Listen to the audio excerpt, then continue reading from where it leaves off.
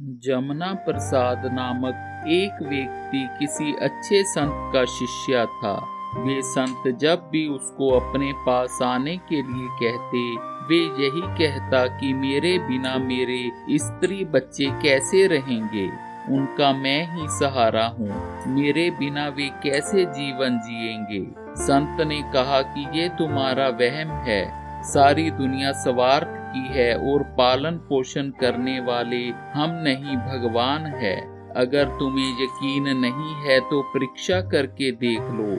जमुना प्रसाद ने कहा, ठीक है गुरुजी। एक दिन जमुना प्रसाद अपने परिवार को साथ लेकर नदी में नहाने के लिए गया। नहाते समय उसने डुबकी लगाई और सांस रोककर नदी के अंदर ही तैरते हुए दूर जंगल में चला गया और संत के पास पहुंच गया। इधर परिवार वाले घबरा गए और उसे नदी में शाम तक खोजते रहे।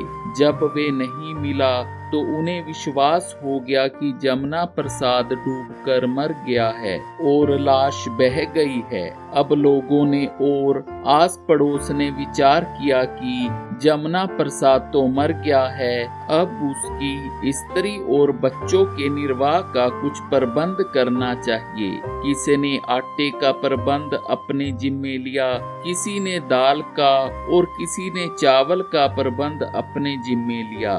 धर्मशाला में एक कमरा लेकर उसमें आटा, दाल, घी आदि सब वस्तु इकट्ठी कर दी। दूध आदि के लिए स्त्री को पैसे दे दिए। इस तरह उनका महीने का खर्चा बांध दिया।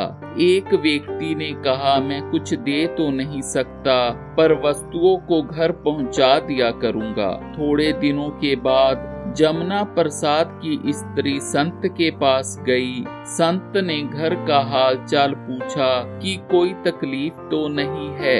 वे बोली, जो व्यक्ति चला गया है उसकी कमी तो पूरी नहीं हो सकती, पर हमारा जीवन अब पहले से भी अच्छा चल रहा है। संत ने पूछा, पहले से भी अच्छा कैसे? स्त्री ने कहा, आपकी कृपा से लोगों ने और समाज सेवा वालों ने राशन और महीने के पैसे बांध दिए हैं। किसी वस्तु की कभी भी जरूरत हो मिल जाती है।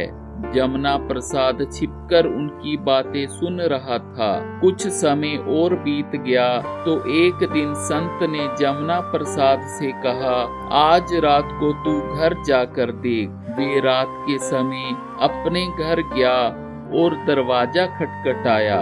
स्त्री ने पूछा, कौन है? जमुना प्रसाद बोला, दरवाजा खोलो, मैं हूँ।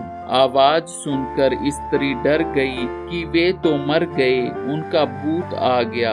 स्त्री बोली, मैं दरवाजा नहीं खोलती। जमुना प्रसाद बोला, अरे मैं मरा नहीं हूँ। स्त्री बोली, बच्चे आपको देखेंगे तो डर जाएंगे, आप चले जाओ। जमुना प्रसाद बोला, अरे मेरे बिना तुम लोगों का काम कैसे चलेगा? स्त्री बोली, भगवान की कृपा से हम पहले से भी बढ़िया हैं, आप चिंता मत करो, आप कृपा करके चले जाओ। जमुना प्रसाद बोला, तुम्हें कोई दुख तो नहीं है? स्त्री बोली, बस आपके आने का ही दुख है और कोई दुख नहीं। इसी तरह हम रिश्तों को अपना मान कर चलते हैं, पता होने पर भी सब स्वार्थ का है। हम स्त्री बच्चों के लिए अधर्म से कमाकर अपना परमार्थ नष्ट कर रहे हैं। मरने के बाद वही परिवार उससे डरने लगता है। संत तुलसीदास जी ने कहा है, हरे चरे ताप ही बरे, फरे पसारे हाथ, तुलसी स्वार्थ मीत सब, परमार्थ रघुनाथ। कृपया सब्सक्राइब और लाइक अवश्य करें, हमें आपके सहयोग की जरूरत है। राधे राधे।